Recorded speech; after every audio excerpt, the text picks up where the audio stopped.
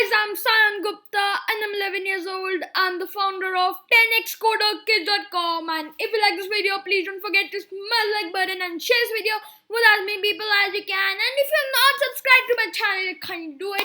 And I'm speaking so fast because I'm so excited for this project, as today we are gonna build the flowing LEDs project, and this is gonna be so sick in the end. So do watch till the end, learn how to code this yourself. Take out 8 LEDs, 8 330 ohms resistors, 8 jumper wires, and your breadboard and your Raspberry Pi, and you're ready to go and build this project. So build this with me, and without any delay, let's get started. So guys, let's look at some beautiful connections. As you can see, this over here is a freaking beauty. And as you can see, these all are 330 ohm resistors. As you can see, you need 8 LEDs and 8 330 ohms resistor. And on the negative rail, as you can see, this blue rail is the negative rail. With that, we have connected our resistor that is connected to the short leg of our LEDs. So the ground is connected, and let me tell you, with this red LED over here, right? So this over here, red LED, it is connected with GPIO pin 4, right? So it is connected with GPIO pin 4. The yellow LED is connected to GPIO pin 17. So I hope you can see. If you can't, then just I'll just tell you what it is. You can't able to see among so many wires. The red LED is connected with GPIO 4. The yellow LED is connected with GPIO 17. The green LED is connected with GPIO 27. The blue LED is connected with GPIO 22. And the other red LED is connected with GPIO 18. The other yellow LED is connected with GPIO 23. The other green LED is connected with GPIO 24. And finally, the other blue LED is connected with GPIO 25. So these are all the connections to be made. As you can see, there are very neat connections, right? So neat, so slick. So let's move on with some code. So guys, now it's time to write some code. First of all, what we are going to do, we are creating our variable GPIO as usual.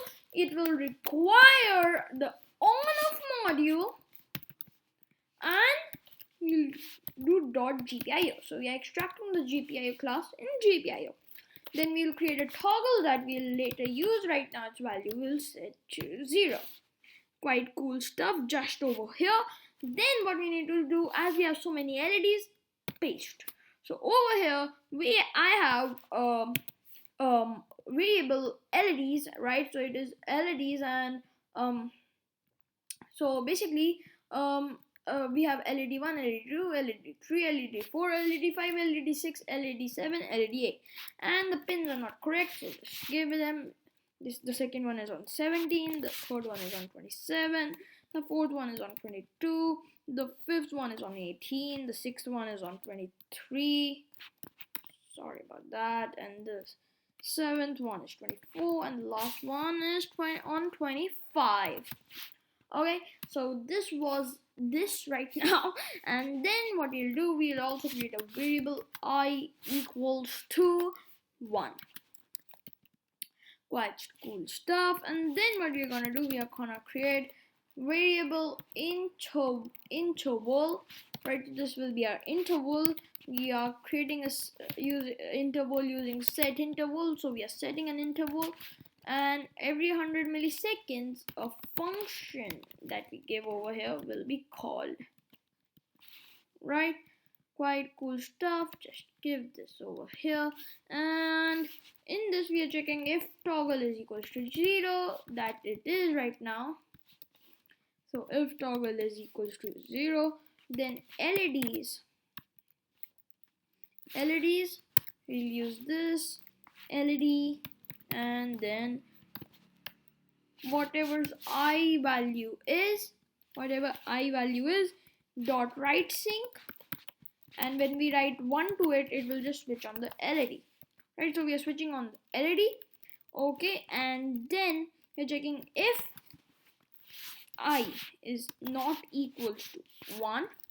So if it is not equals to 1, so like it is not the first LED that we are glowing right now, then what we need to do this. Command C over here, command V, I minus 1 dot right sync 0. We have done this because the previous LED we want to set switch off the previous LED that was glowing, because it is like flowing LED. So one will glow, then the next one will glow, and the previous one will switch off. So it is like flowing, right? So there is a flow, right? So these are flowing LEDs that we are creating. So we have when we switch on an LED, we need to switch off its previous LED that was previously glowing. And if this was the first LED that is glowing, so there's no previous LEDs to switch off. That's why we will only perform this operation if this is not the first LED. Then we are incrementing the value of I, right? And then we are checking if I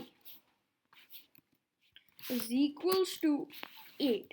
So when it reaches 8, right? So when it reaches to the 8th LED, then we'll set toggle equals 1, right? And so it will go until 7 like normal, and when it will be on 7th, the 7th one will glow, the 6th one will switch off, I's value will increment, I will be 8 and toggle will be 1. So the last LED hasn't glown till now. So we'll grow that in the else statement. In the else statement, we are doing LEDs, LED I dot right sync. So we'll do right sync and we'll glow it, right? So now the last LED glowed, and then we'll check if I is not equals to 8. So if the LED we are glowing is not the last LED, then only we need to switch off the LED. So we need to switch off the LED. So like if we are on 7th, then we want to switch off the 8th one. So we'll increment it and switch it literally off, right? So we are switching off the LED that was after it. So if we are on 7th, we need to switch off the 8th one. If we are on 6th, we need to switch off the 7th one. So it will go like this. We'll decrement I because we are going from 8 till 1 now. And then we are checking if I is equals to 1.